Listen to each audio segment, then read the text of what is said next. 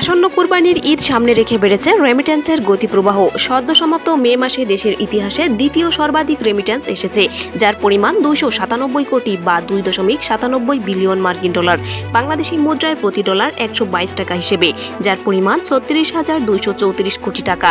রোববার বাংলাদেশ ব্যাংকের তথ্য বিবরণী থেকে জানা গেছে এ তথ্য। অন্তর্বর্তী সরকার দায়িত্ব গ্রহণের পর থেকেই কমেছে অর্থ পাচার ও হুন্ডির দৌরাত্ম্য, বেড়েছে বৈধ পথে রেমিট্যান্স প্রবাহ। ফলে দেশের ইতিহাসে রেমিট্যান্স আশায় একের পর এক রেকর্ড হচ্ছে। সদ্য সমাপ্ত মে মাসেও রেকর্ড দ্বিতীয় সর্বোচ্চ রেমিট্যান্স পাঠিয়েছেন প্রবাসীরা। গত মে মাসে প্রতিদিন গড়ে প্রায় 9 কোটি 58 লাখ ডলার বা 1169 কোটি টাকা পাঠিয়েছেন প্রবাসীরা।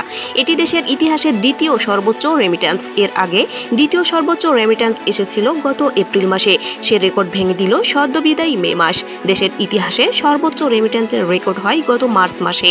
সে মাসে 2.29 বিলিয়ন ডলার রেমিট্যান্স পাঠায় প্রবাসীরা। বাংলাদেশ ব্যাংকের তথ্য বলছে, অন্তর্বর্তী সরকার দায়িত্ব নেওয়ার পর প্রতি মাসেই 2 বিলিয়ন ছাড়াচ্ছে রেমিট্যান্স। এখন পর্যন্ত চলতি অর্থবছরের জুলাই মে থেকে মোট 2,750 কোটি 70 লাখ ডলারের রেমিট্যান্স এসেছে দেশে, যা 2023-24 অর্থবছরের প্রথম 11 মাসে এসেছিল 2,137 কোটি 40 লাখ ডলার। সেই হিসাবে গত অর্থবছরের একই সময়ে যে চলতি অর্থবছরের প্রথম 11 মাসে 6.13 বিলিয়ন ডলার বা 613 কোটি 30 লাখ ডলার এসেছে এদেশে।